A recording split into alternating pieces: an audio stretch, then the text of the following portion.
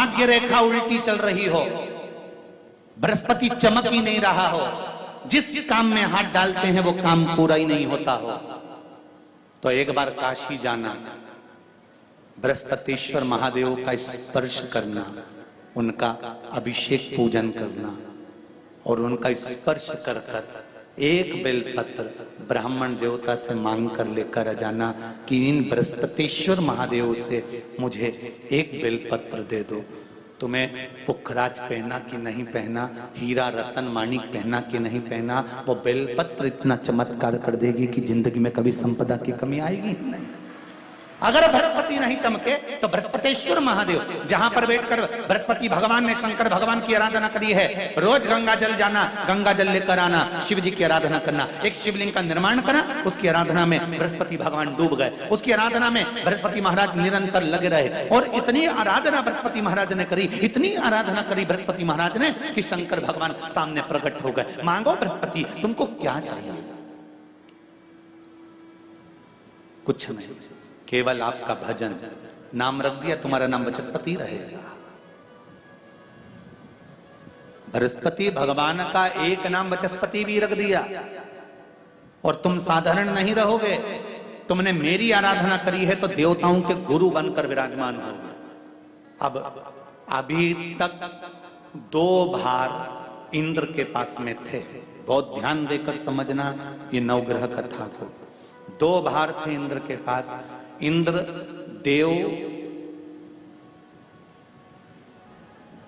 देवताओं के गुरु भी बनकर बैठे थे,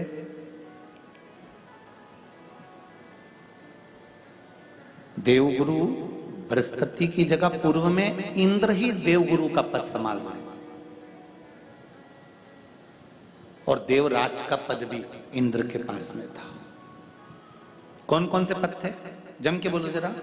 पहला पद देवराज इंद्र का, दूसरा पद देवगुरु, देवगुरु का पद भी इंद्र के पास में था और देवराज का पद भी इंद्र के पास में था। ये 2 पद जब होता है साधारण भाषा में आप ले लीजिए, किसी के पास में अध्यक्ष का पद भी है, किसी के पास में और कहीं का पद भी है, 2-3 पद उसके पास में विराजमान है, तो उसके पास में 2-3 पद अगर विराजमान है तो फिर उससे अगर एक पद ले लिया जाता है तो उसको अहंकार आ जाता है, उसको गुस्सा आ जाता है कि बताओ अभी तक तो मुझे पूछा जा रहा था, अब तुम तो वो पद पे भी जान दो। जैसे तुम किसी कुर्सी पर बैठे हो, कथा सुन रहे हो और इतने में कोई रिश्तेदार बाहेती जी का आ गया और तुम बढ़िया आराम से बैठे थे और बैठे बैठे इतने में बाहेती परिवार से कोई आया और उसने तुमको उठाया, प्लीज थोड़ा सा, और तुम्हें उठाकर दूसरी जगह बिठा दिया और उन्होंने अपने वाले को कुर्सी पर बिठा दिया।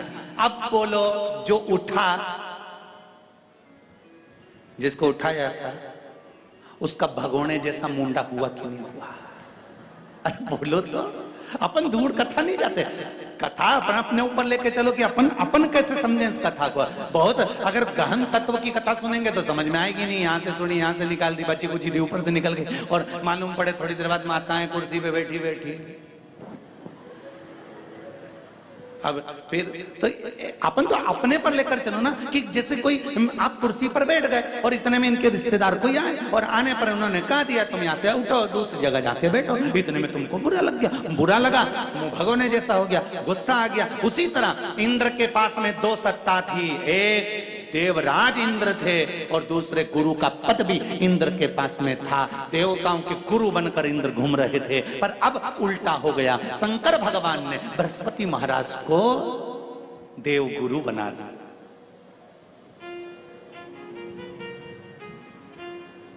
अब जैसे देवगुरु बनाया तो इनका इंद्रदेव का मुंह, अरे बोलो तो तुम, भगोन ऐसा हो गया, कुर्सी उतरी कि मुंह भगोड़ा उड़ा। अब इनका मुंह भगोने जैसा हो गया तो गुस्सा तो गुस्सा। इतने में इंद्र ने, बृहस्पति महाराज देवगुरु बन गए, इंद्र सिंहासन पर बैठे थे, अप्सराओं का नृत्य देख रहे थे। वहीं से देवगुरु बृहस्पति का आगमन हुआ। बृहस्पति महाराज जैसे ही आए तो इंद्र तो सिंहासन पर बैठकर पूरा अप्सराओं का नृत्य देख रहे थे, उनको देवगुरु बृहस्पति से मतलब ही नहीं था।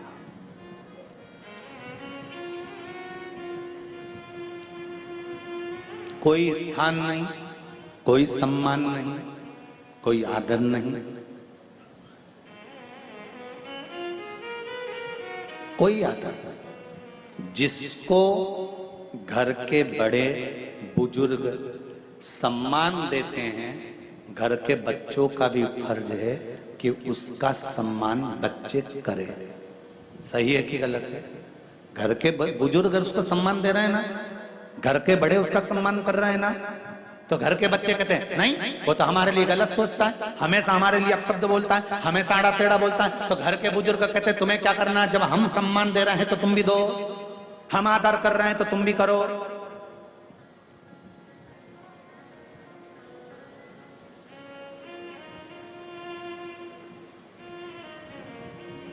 पर नहीं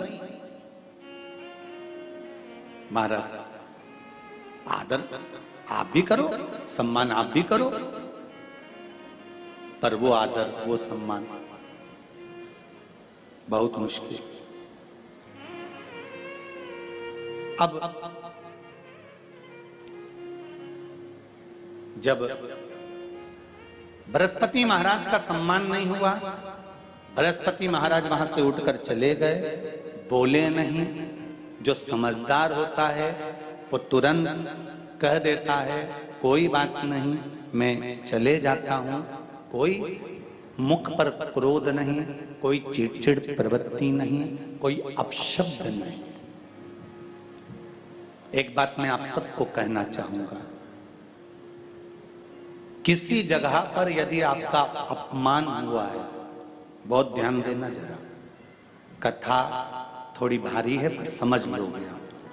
किसी जगह पर यदि आपका अपमान हुआ है तो आप भगवान शंकर को धन्यवाद देना कि मैंने पूर्व में किसी का अपमान करा होगा तो मेरा हिसाब आपने इतनी जल्दी बराबर कर दिया है, इतनी जल्दी बराबर कर दिया। ये थोड़ा सा अपमान मेरा कराया, मेरा हिसाब बराबर हो गया। कोई गाली दे रहा है, देने दो, शंकर भगवान को धन्यवाद देना, बाबा बड़ी कृपा करी, मैंने पूर्व में इसको गालियां दी होंगी, अपशब्द कहा होगा तो इसने मुझे पलटकर गाली दे दी, अपशब्द कह दिया। ये तेरी कृपा है, ये तेरी दया।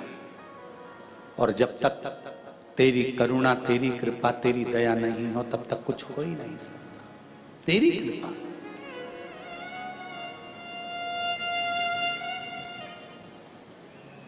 भगवान से कहो हे देवाधिदेव महादेव, मैं ये नहीं कहता कि मुझे रोने मत देना,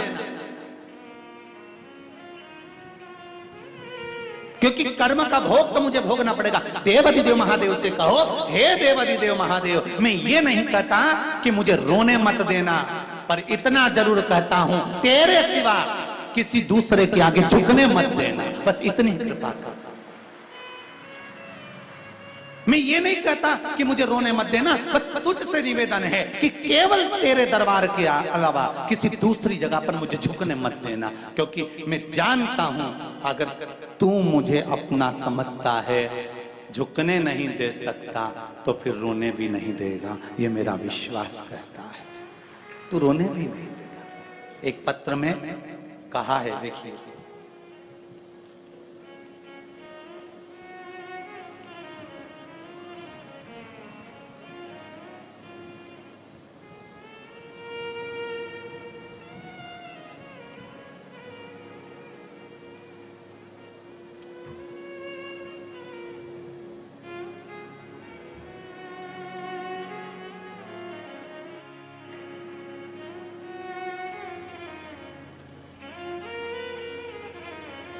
मीना सोनी हैदराबाद से हैं, महाराष्ट्र लातूर की हैं। कहीं बैठे हो तो हाथ हिलाइएगा, दोनों हाथ हिलाओ बहन। हर हर महादेव। गुरुदेव श्री शिवाय नमस्तुभ्यम। शिव महापुराण की कथा आस्था चैनल पर 2022 से जनवरी के महीने से सुनना प्रारंभ किया है। मेरे जीवन में बहुत सारे कष्ट आए, फिर मैंने शिव मंदिर जाना चालू किया। बाबा एक लोटा जल चढ़ाना प्रारंभ किया। मैं जॉब करती थी, इसलिए मुझे हर रोज मंदिर जाना नहीं होता। बहन आपने अपने हृदय की बात इस पत्र के माध्यम से लिखी है। जो आप करते हो वो आपने लिखा है, उसके लिए धन्यवाद है आपको। मैं जॉब करती थी इसलिए रोज मंदिर जाना नहीं होता था। लिखने वाले लिख रहे थे कि मैं रोज जाते, पर आपने लिखा मैं जॉब करती इसलिए मंदिर रोज जाना नहीं होता। मेरी बच्ची की तबीयत हमेशा खराब रहती थी, उसके पेट में दर्द रहता था। अनेकों बार डॉक्टर को दिखाया, फिर बेलपत्र खिलाना चालू किया और उसकी तबीयत अच्छी हो गई। और मैं पिछले 9 महीनों से हमारा परिवार पूरा बिखर गया था। मेरे पति मेरे साथ नहीं रहते थे, हम अलग रहते थे, लेकिन बाबा की कृपा से उनसे विनती करी लोटा भर जल चढ़ाकर, आज फिर मेरा परिवार पूरा 9 महीने के बाद एक हो गया है और हम दोनों पति पत्नी बाबा को नमन करने के लिए आए हैं। बहुत बहुत साधुवाद दीदी आपको। हर हर महादेव। अब आप एक हो गए हैं, मेरा शिव भी एक होकर रहे और आपको भी एक रहे और आप आनंद के साथ रहे, यही बाबा से निवेदन है। हर हर शिव कृपा इसी को कहते हैं। बैठिए बहन। हर हर शिव से विनती, निवेदन, अर्चना, आराधना। एक पत्र और पढ़ दूं, इसके बाद मैं फिर आगे चलूं। पत्र बहुत सारे हैं अभी और इधर भी रखे हैं, पर जो हाथ में आ गए वो पढ़।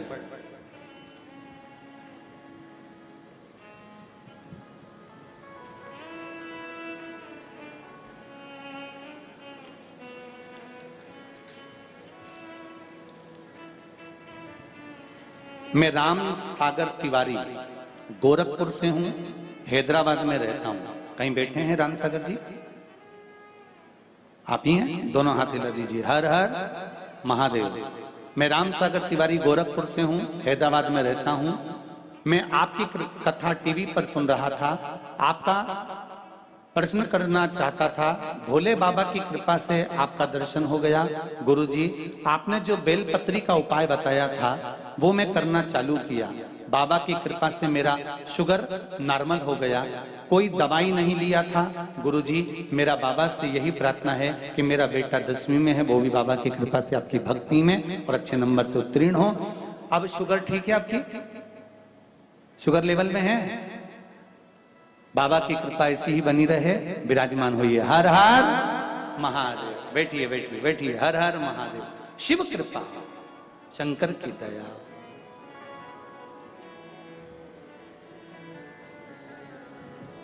शिव करुणा सागर है, कृपा सागर। महाराज बाबा बाबा है।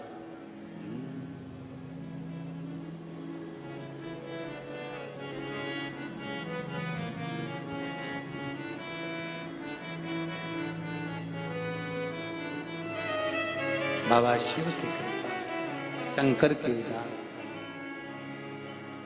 मेरे शंभू, मेरे